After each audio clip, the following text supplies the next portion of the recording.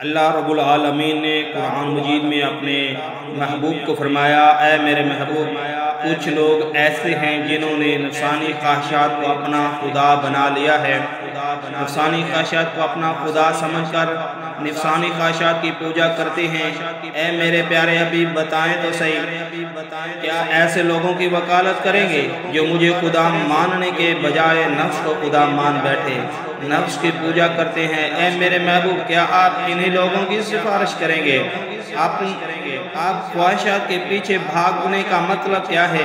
نفس کی پوجا کرنے کا مطلب کیا ہے؟ نفس کی پوجا کرنے کا مطلب یہ ہے جب بھی گناہ کا دل کرے فوراً ہی کر دیا جائے، یہ ہے نفس کی پوجا۔ کسی بھی چیز کا دل کرے فوراً اسی وقت کر ڈالا۔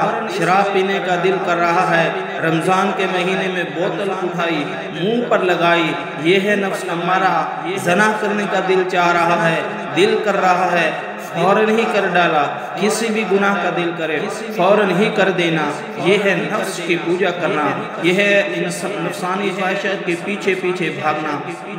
میرا اللہ تو تیرے دل کا آغاز نیکی سے کرنا چاہتا تھا، وہ تو نماز سے کرنا چاہتا تھا، وہ تو تجھے اپنے گھر میں بلانا چاہتا تھا، لیکن تو سویا رہا، تو نے رب کی ایک نہ سنی، تو نے اپنے من کی سنی۔ یہی تو ہے نفس کی پوجا کرنا، یہی تو ہے نفسانی خواہشات کے پیچھے پیچھے بھاگنا، نفس کی سننا، اپنے رب کی نہ سننا۔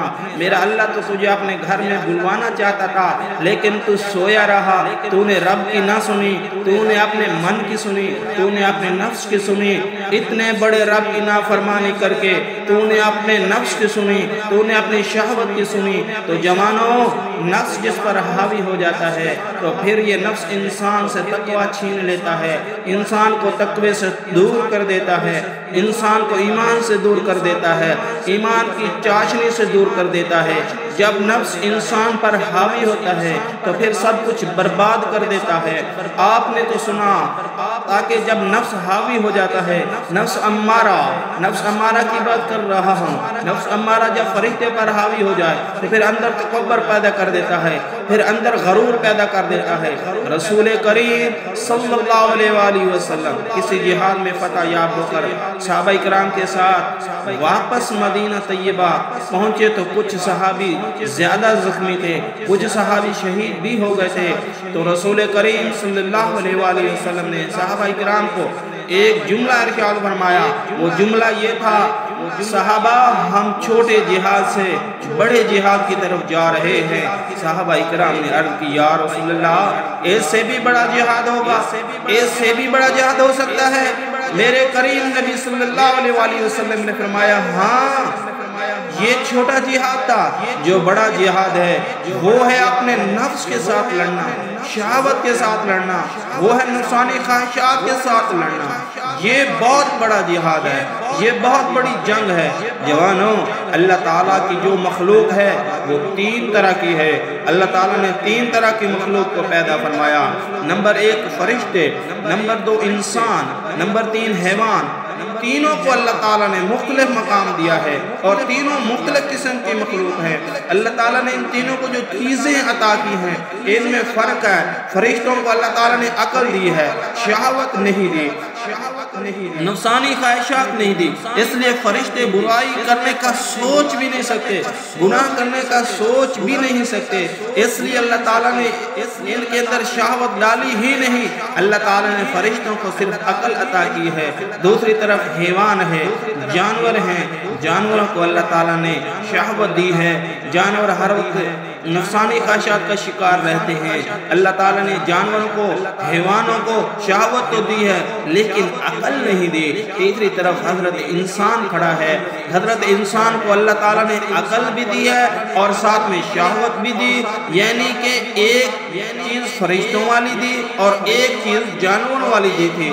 ایک چیز فرشتوں والی دے کر، عقل دے کر اور ساتھ ہی نفسانی خواہشات دے کر اللہ تعالیٰ نے انسان کو حضرت انسان بنایا۔ اللہ تعالیٰ نے انسان کو اشرف المخلوقات بنایا۔ عقل دے کر اور ساتھ میں شہوت دے کر اب غیرت کے کانوں سے سنو، اب ایمان کے کانوں سے سنو۔ شہوت کے ہونے کے باوجود بھی، نفسانی خواہشات کے ہونے کے باوجود بھی، جو لذت محسوس کرنے کے باوجود بھی، لذت کی مٹھاس، لذت کی چاشنی محسوس کرنے کے باوجود بھی، لذت کا ذائقہ، گناہ کا ذائقہ، شراب کا ذائقہ، زنا کا ذائقہ محسوس کرنے کے باوجود بھی جو انسان گناہوں کی طرف نہیں جاتا، ان تمام چیزوں کے باوجود جو انسان خود کو گناہوں سے بچا لے، وہ فرشتوں سے بھی افضل ہے۔ اور غیرت کے کانوں سے سنو، ایمان کے کانوں سے سنو، سونے کی تختی پہ لکھنے والا جملہ دے کے جا رہا ہوں۔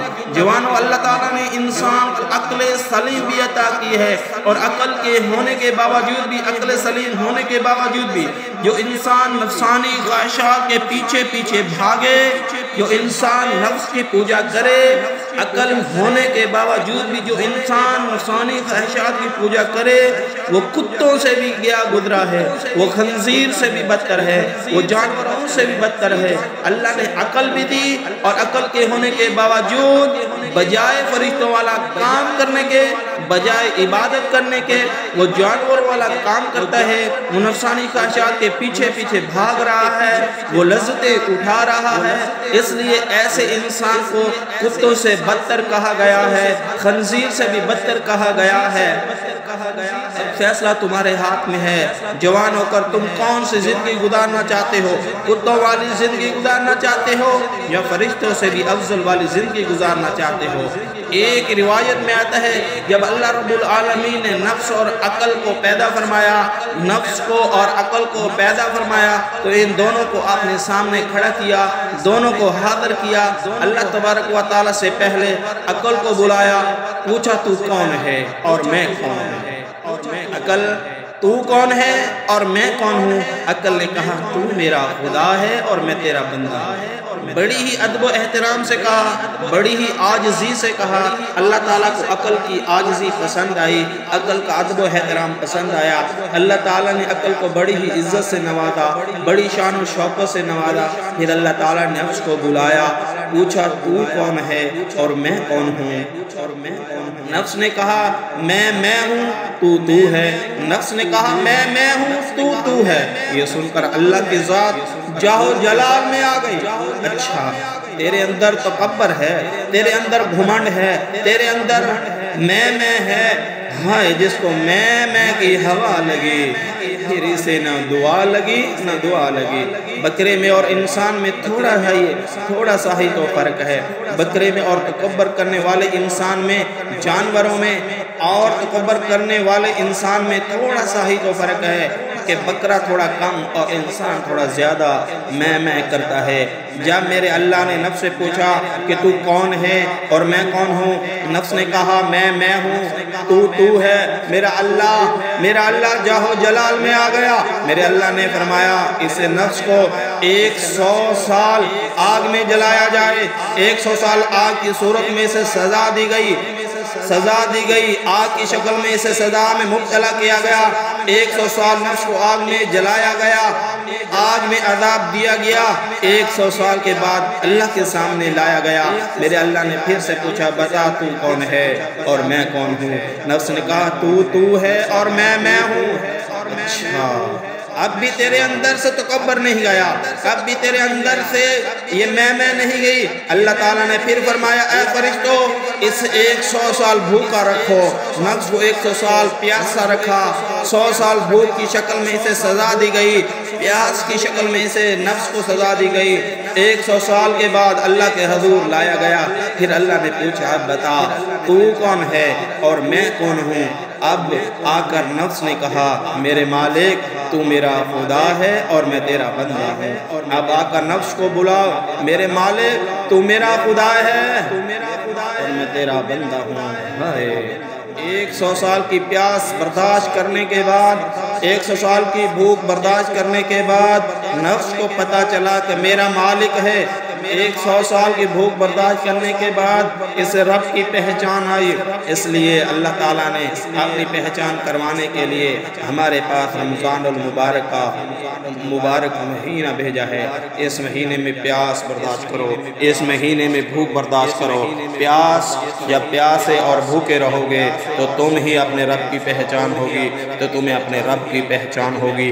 جو چیز نفس کو اللہ کے سامنے جھکاتی ہے وہ بھوک ہے، جو چیز نفس کو اللہ کے حضور جھکاتی ہے وہ پیاس ہے۔ اس لیے اللہ نے فرمایا رمضان المبارک کے مہینے میں بھوکے رہو، پیاسے رہو۔ یہ بھوک اور پیاس تمہیں اللہ کے قریب کر دے گی، اللہ کا قرب نصیب کر دے گی۔ اللہ تبارک و تعالیٰ سے دعا کر اللہ تعالیٰ ہمیں توبہ کرنے کی توفیق عطا فرمائے اور ماہ رمضان کی برکتیں سمیٹنے کی توفیق عطا فرمائے۔ آمین ثم آمین۔ الحمدللہ رب العالمین۔